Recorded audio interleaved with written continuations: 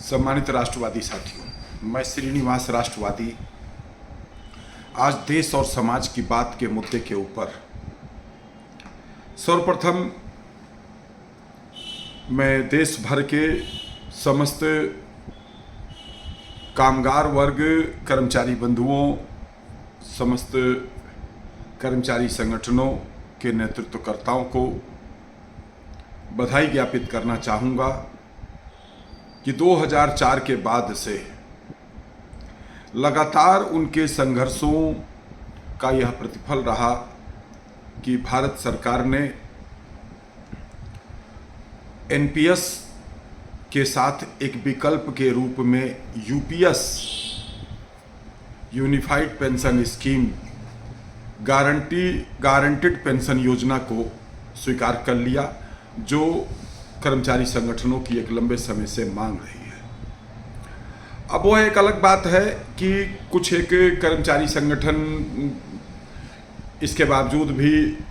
इस योजना की भी आलोचना कर रहे हैं, लेकिन यह तो एक प्रवृत्ति है। अगर कर्मचारी संगठन सरकार की बात से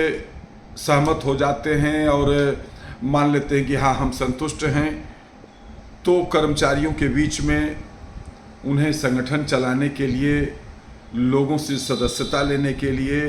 लोगों को अपने साथ जोड़े रखने के लिए कुछ न कुछ नाराजगी का भाव प्रकट करते हुए और आगे संघर्षों की बात करेंगे, तभी तो लोग उनके साथ जुड़ेंगे। लेकिन संतोष की बात यह है कि आज हर कर्मचारी जो कभी तुलना करता था कि भाई,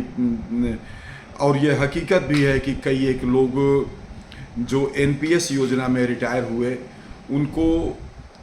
ओपीएस की तरह से पेंशन नहीं मिली, काफ़ी कम पेंशन उन लोगों को मिली, जिस कारण लोगों में एक रोष था, एक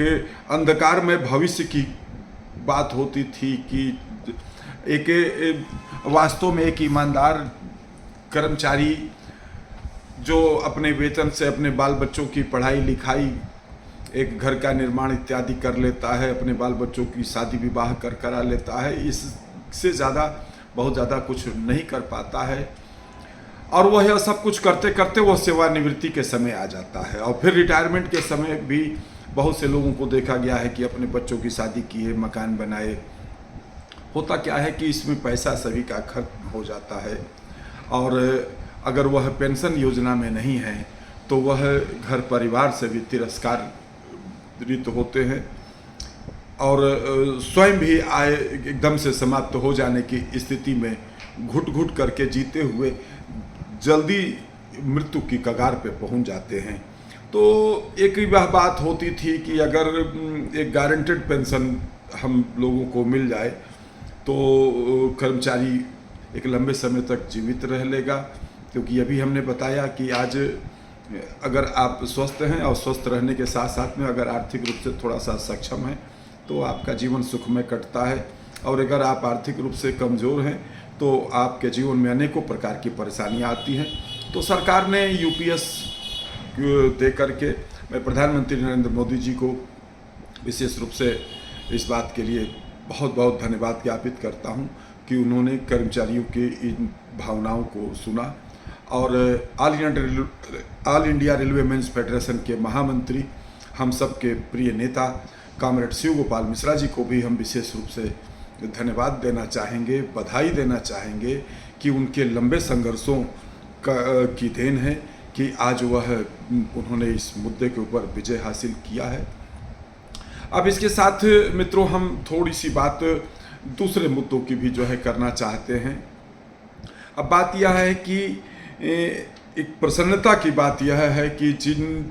बातों को हम लोग इंतज़ार कर रहे थे और जो प्रधानमंत्री नरेंद्र मोदी जी ने अपने लोकसभा चुनाव के पहले कई एक साक्षात्कारों में भी कहा था कि चुनाव के बाद जब रिजल्ट आ जाएगा, सरकार गठन के बाद 125 दिन की जो उनकी कार्य योजना थी जिसमें बड़े फैसले की बात थी, अब वह वक्त आ गया है और वह वक्त आ जाएगा 3 सितंबर के बाद। 3 सितंबर को भारतीय जनता पार्टी की लोग राज्यसभा में पूर्ण बहुमत हो जाएगा। 245 सदस्यों के सदन में वर्तमान में 241 सदस्य होंगे। 4 सीटें अभी भी जम्मू की रिक्त हैं। तो कुल मिलाकर के भारतीय जनता पार्टी के अभी राज्यसभा के जो चुनाव 12 सदस्यों का जो चुनाव हो रहा है उसमें 11 सीटें जीत करके भारतीय जनता पार्टी राज्यसभा में पूर्ण बहुमत हासिल कर लेगी। एनडीए के दलों के साथ लोकसभा में और राज्यसभा में दोनों में बहुमत के बाद हम उम्मीद करते हैं कि सरकार बड़े बड़े फैसले लेगी, जिसमें तत्काल में जो फैसला आएगा वह हम समझते हैं वक्फ बोर्ड का होगा। अब आप विचार करिए कि सरकार ने वक्फ बोर्ड का जो बिल लोकसभा में पेश किया था, वो जब विपक्ष ने इस पे विरोध करना शुरू किया तो जेपीएस को जो है सौंप करके जेपीसी को यह मुद्दा सौंप करके और थोड़ा इंतजार किया, और थोड़ा इंतजार यही हुआ है। देखिए, हम पहले भी कहते थे कि जहां पूरे विपक्ष की सोच सब समाप्त हो जाती है, सोचते सोचते पराकाष्ठा पहुंचती है,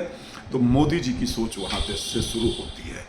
मोदी जी ने थोड़ा इंतजार किया। अब शीतकालीन सत्र जब शुरू होगा और अगला सत्र जब शुरू होगा उसके पहले 1 सप्ताह पहले ही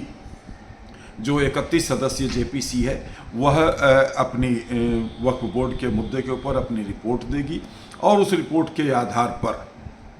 फिर से बिल आएगा और यह बिल पास होगा। और यह जो कांग्रेस ने, देखिए कांग्रेस के पाप को मैं बार बार हमारे संबोधन में कांग्रेस का आता है, कांग्रेस वह महापापी पार्टी है जिसने कि धर्म के आधार पर इस देश को बांटा, और अब यही कांग्रेस इस देश को जाति के आधार पर बांटने का खेल खेल रही है। इनके नेता राहुल गांधी जी अपने निचली दर्जे की जो है हरकत कर रहे हैं। अब बताइए, छोटी छोटी इस प्रकार की बातें जो है करना कि मिस इंडिया और कॉन्टेक्स्ट में कितने ओबीसी के महिलाएं जीती या SC ST से आई, यह भी कोई बात हुई? इस प्रकार की आप निचले दर्जे की राजनीति कर रहे हो। हर मुद्दे के ऊपर इस प्रकार की घटिया स्तर की बातें यह व्यक्ति इस समय कर रहा है, लेकिन दुर्भाग्य यह है कि उस व्यक्ति को उस मुद्दे पर समर्थन मिल रहा है। और कारण क्या है? अशिक्षा, अज्ञानता। अभी आप ये वाले मुद्दे को ही आप देख लीजिए, आरक्षण वाले मुद्दे पर सुप्रीम कोर्ट ने दलित वर्ग के उत्थान के लिए, गरीब दलित वर्गों के उत्थान के लिए एक कितनी बढ़िया जो है डिसीजन दिया कि जो लोग इसमें आरक्षण लेकर के या अन्य तरह से आर्थिक आधार पर काफ़ी मजबूत हो चुके हैं, आगे चढ़ चुके हैं, जो क्रिमिनल, जिस तरीके से ओबीसी में भी एक सीमा रेखा है कि इस आय वर्ग के ऊपर के लोग क्रिमिनल वर्ग में माने जाएंगे, उस तरीके से दलित वर्ग में भी वह व्यवस्था करते हुए सुप्रीम कोर्ट ने गरीबों के उत्थान के लिए, हम लोग यह बात हमेशा से कहते चले आ रहे थे कि वास्तव में अति दलित, अति पिछड़े और गरीब वंचित वर्ग का उत्थान चाहते हैं, तो जो लोग विकास की दौड़ में आगे निकल चुके हैं उनको अब थोड़ा पीछे करिए, और जो बहुत पीछे रह गए हैं उनको आगे बढ़ने का अवसर दीजिए। यही सुप्रीम कोर्ट का डिसीजन था। लेकिन दिमाग देखिए कि किस तरीके से अमीर दलितों ने, बड़े बड़े नेताओं ने, जो देखिए आज राज सत्ता में, चाहे हम कहते हैं चिराग पासवान जी ही क्यों ना हो, चाहे और भी तमाम इस तरीके के जो है नेता हैं, आप बताइए उनको अभी भी आरक्षण चाहिए, वो क्रीम लेयर में आने को तैयार नहीं है। आगे बढ़ करके अपना हिम्मत जताइए। सारी रबड़ी मलाई आप ही खाते रहोगे, आप ही खाते रहोगे, आप ही मस्त रहोगे,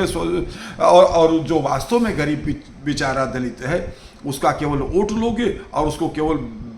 बाबा साहब के सपने पूरे करने का आश्वासन दोगे, जो है बाबा तेरा मिशन अधूरा और फलाने सब मिलके करेंगे पूरा, और रबड़ी मलाई हम खाएंगे, यही इनका सिद्धांत रहा। लेकिन उसमें भी जो है देश की जनता को झूठ झूठ का खेल करके इन लोगों ने भ्रमित करने का काम किया है। तो हम समस्त देशवासियों से अनुरोध करना चाहते हैं कि देश की समृद्धि और विकास के लिए प्रधानमंत्री नरेंद्र मोदी जी के डिसीजन के साथ हमको, आपको, सबको आगे बढ़ना है। और समृद्ध भारत के निर्माण में उनका समर्थन करना है। मैं फिर से